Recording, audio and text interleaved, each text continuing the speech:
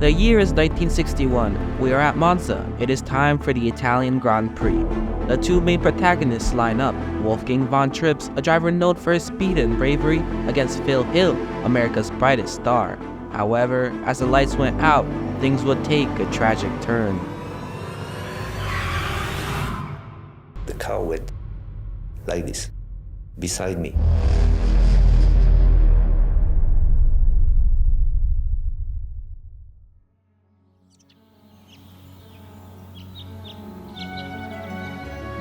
Wolfgang Alexander Albert Edward Maximilian Reichsgraf Berge von Trips, or Wolfgang von Trips as he is commonly known, was born in 1928 to a noble family in Germany.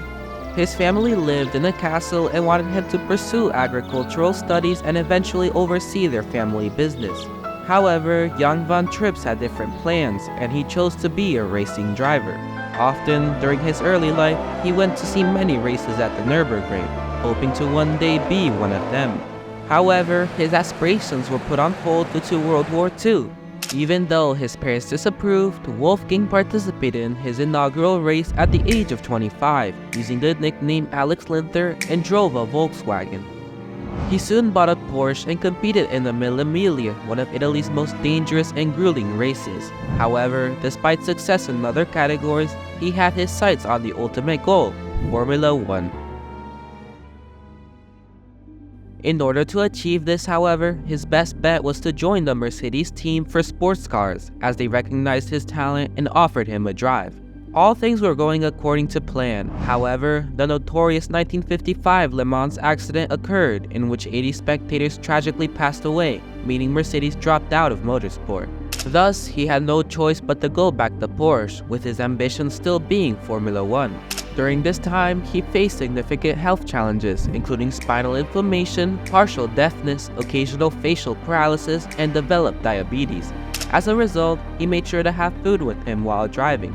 Enzo Ferrari saw his talent and mentored the young driver, preparing him for the final race of the 1956 season, which was the Italian Grand Prix. However, he would suffer a terrible accident, as after his steering broke, his car would violently crash. He was sent into the trees and thus suffered a broken arm.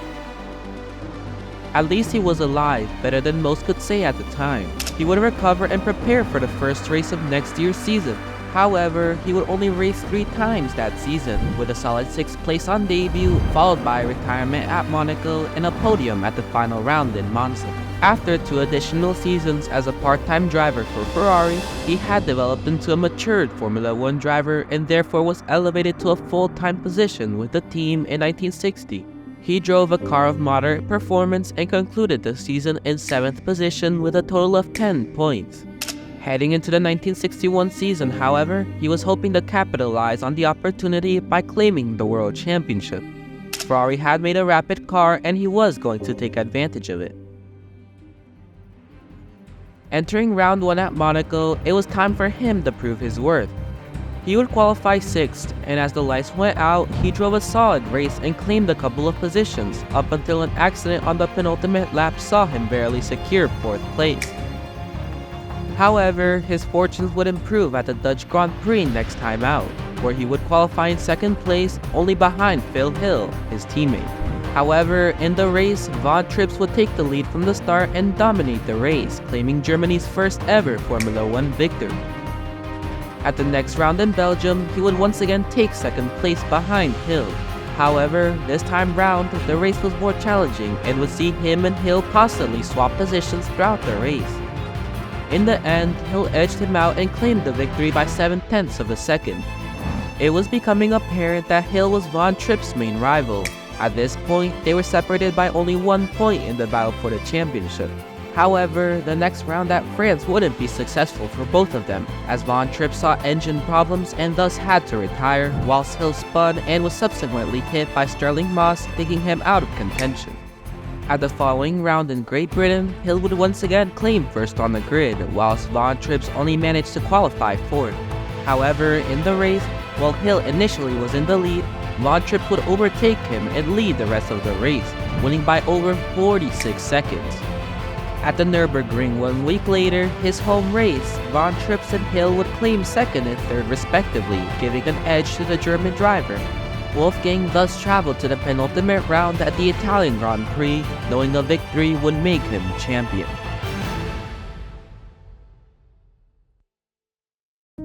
The evening before the event, speaking on the dangers of racing, he replied to a journalist, "It could happen tomorrow. That's the thing about this business, you never know." He put in a stellar lap on qualifying, being on pole position whilst Hill was all the way down in 4th. On Sunday, the Formula One cars lined up on the grid at 3 p.m. It was finally his time. It was time for Germany's first champion. As the lights went out, all he could do was hope for the best. All drivers got a slow getaway due to their gear ratios being set extremely long for the Monza streets. Von Trips in particular made a bad start and dropped all the way down to 5th, behind Jim Clark. Von Trips overtook Clark around the midpoint of the second lap as they exited a corner, but this move cost him some speed. The following corner was a fast turn, and as they headed towards it, the two drivers engaged in a battle for position. However, a sudden maneuver would see the end of the road for Von Trips.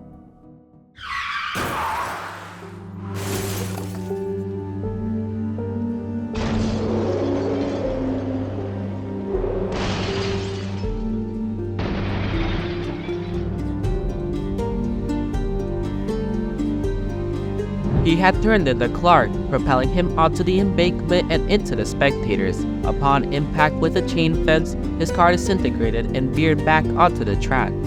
Von Trips was ejected from the car and tragically lost his life, along with 11 spectators. Additionally, 4 more individuals would later pass away due to the injuries sustained in the incident the subsequent days. Meanwhile, the race went on, unaware of the events that just occurred. Phil Hill won the race and, due to Von Trips' accident, meant he was crowned the 1961 World Champion. There were no celebrations, however, with a tragic passing casting a shadow over his victory. As the American himself said, "I wanted to win, but not at this price." Von Trips was laid to rest in the family's tomb following the event. Enzo Ferrari, who was not one to dwell on the past, later ordered the destruction of all remaining 1961 cars. However, Von Trips' legacy never went away. In the year of his death, he established a go-kart racetrack in Germany. Decades later, it was bought by Rolf Schumacher. His son made his first laps there. 34 years after the tragic race at Monza, Michael Schumacher went on to fulfill Von Trips' promise of becoming Germany's first world champion. There is a monumental difference between winning the world championship and almost winning it. Perhaps this is why little is remembered of Wolfgang von Trips. In a sense, he is a forgotten hero, a legend gone too soon.